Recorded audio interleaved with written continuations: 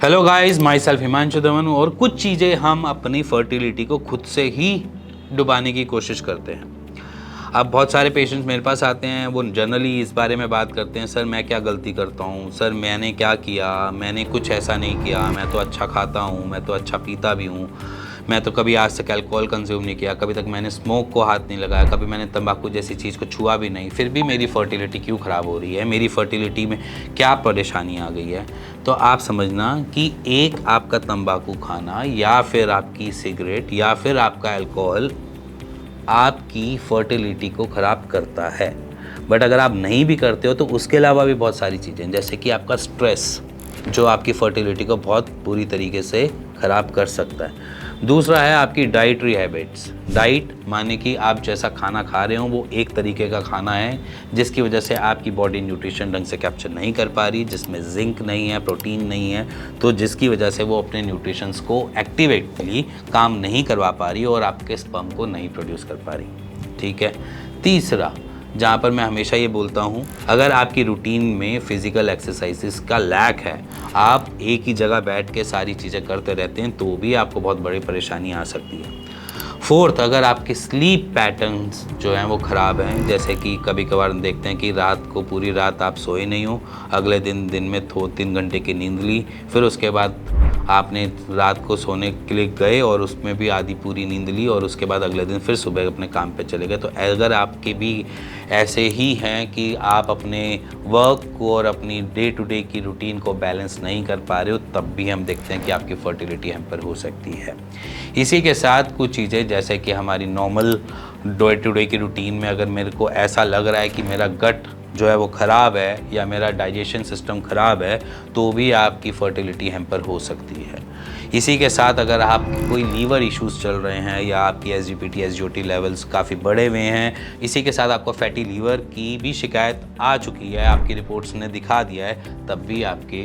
Sperm count कम हो सकते हैं। इसी के साथ अगर मैं बात करी जाए, कोई भी मेडिकल हिस्ट्री में लंबे टाइम तक आपने कोई भी एंटीबायोटिक खा रखे हैं या फिर कोई भी ऐसी चीज़ें इनटेक कर रखी हैं, वो भी एक कारण बढ़ सकता है आपकी फर्टिलिटी के लिए। इसी के साथ अगर आप बहुत सारा नॉट डे टू डे की रूटीन में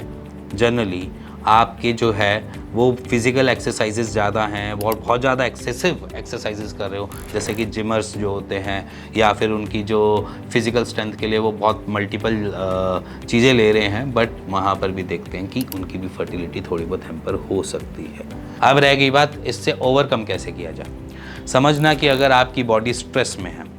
तो आपकी बॉडी ऑक्सीडेटिव स्ट्रेस बनाएगी, जिसकी वजह से आपको दिक्कत आएगी। तो उसके लिए आप नॉर्मली जनरली अपने आप को मेडिटेशन की तरफ जोड़ें या फिर किसी भी एक्सरसाइज के अंदर थोड़ा थोड़ा इंडल्ज होएं, या फिर अगर आपको गाने सुनना पसंद है तो गाने सुनिए, अगर आपको टीवी देखना पसंद है तो टीवी देखिए। अब ये ऐसा नहीं है कि पूरा पूरा दिन ही टीवी देखोगे, बट अपने स्ट्रेस को रिलीज़ करने के लिए कुछ ऐसी एक्टिविटी जिसमें आपको मन लगे और जिसको आपको अच्छा लगे, उससे इंडल्ज होना स्टार्ट करो। चाहे उसमें आपको गाना बजाना हो या गाना गाना भी हो, वो सारी चीज़ें इंक्लूड हो जाती हैं। सेकंड, अगर आपकी स्लीप डिसऑर्डर्स ज़्यादा हैं तो स्लीप को पैटर्न करने के लिए मार्केट में बहुत सारे सप्लीमेंट्स भी हैं, जहाँ पर लोगों को नींद नहीं आती है क्योंकि उनका थॉट प्रोसेस रात को बहुत तगड़ी तरीके से चलता रहता है, कभी कुछ कभी कुछ कभी कुछ कभी कुछ, एक ख़त्म तो दूसरा, दूसरा ख़त्म तो वो नींद नहीं लाने दे रहा, या फिर आपकी डे टू डे की रूटीन में स्ट्रेस की वजह से नींद नहीं आ रही है या फिर किसी भी अलग चीज़ों की वजह से नहीं आ रही, तो आप जनरली एक मेलाटोनिन सप्लीमेंट की तरह मिलता है,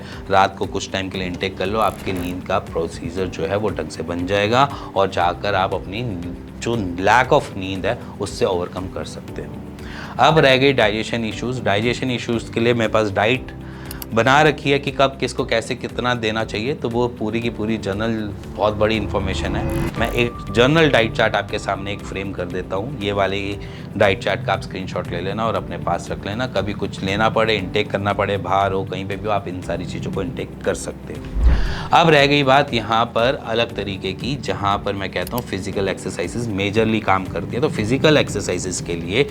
आप समझ लो कि फ़िज़िकल एक्सरसाइज मस्ट है, चाहे इसमें आप रनिंग करो, साइकिलिंग करो, या फिर आपका मन करे तो थोड़ा बहुत जिमिंग भी करो, कोई दिक्कत नहीं है, कार्डियो एक्सरसाइज करो, कोई दिक्कत नहीं है। बट आपने दिन में अपने half an hour to 45 minutes कुछ ना कुछ फिजिकल एक्सरसाइज में इंडल्ज होना ही होना है, जो आपकी ऑल ओवर बॉडी के लिए बहुत अच्छा होता है, आपके सारे ग्लैंड्स के लिए अच्छा होता है, आपकी जनरल